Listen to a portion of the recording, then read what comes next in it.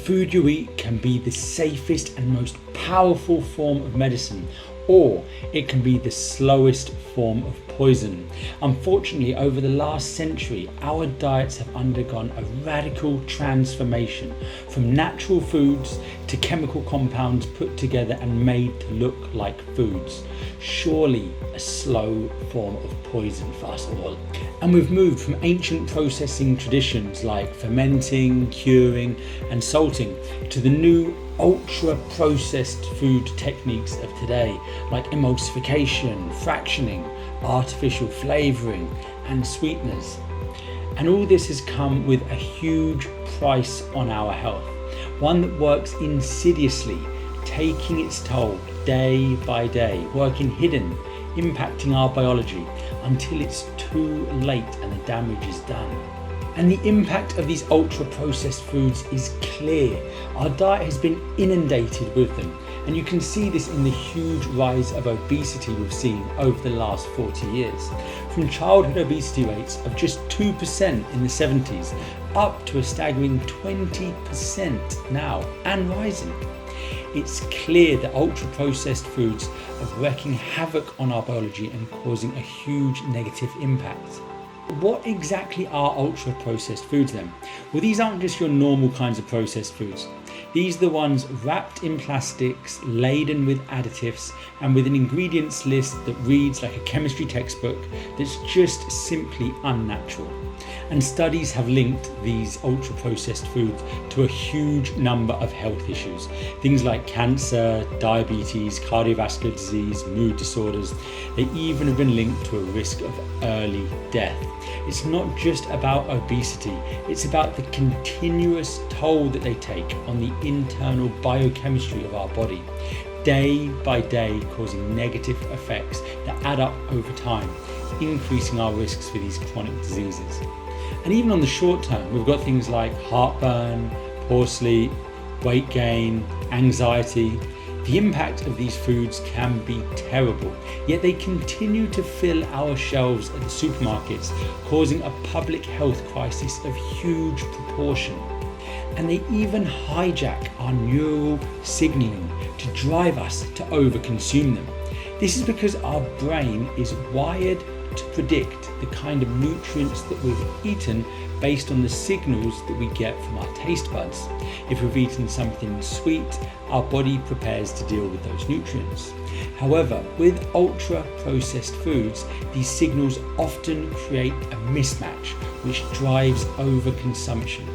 In essence, the artificial sweeteners, flavour enhancers and other refined ingredients are hijacking our taste buds, sending false signals to our brain that drive the cycle of overconsumption and addiction. And it's so unfortunate because we get trapped within this cycle of overconsumption, perpetuating poor health and our reliance on these damaging food type products. And these foods are actually engineered to be addictive, using flavours and additives to create the perfect combination to create this bliss mechanism within our brains, the ideal ratio of fats, sugars and salts designed to satisfy these pleasure pathways, further driving our addiction to them and overconsumption. And it just underlies their insidious nature, damaging us at the core through tricking our bodies into consuming them more and more. Now, the food industry often blames obesity on lack of movement or of willpower, but the evidence tells a different story. As we can see, obesity rates skyrocketed as the popularity of these ultra-processed foods grew and grew, really just suggesting the strong link between these ultra-processed foods and the soaring rates of obesity we can see in our modern life. And one big one that you want to look out for are the seed oils. These are things like sunflower oil, rapeseed oil, canola oil, soybean oil, as these are particularly common in ultra-processed foods and are really destructive to our health. Now, whilst we might need a small amount of these omega-6 oils that we find in these seed oils, we don't need the huge amounts that we're exposed to nowadays, as these don't get metabolized quickly like sugar either. They get incorporated into our cellular membranes, where they contribute towards disruptions in our metabolism, increasing our risk for chronic disease and obesity.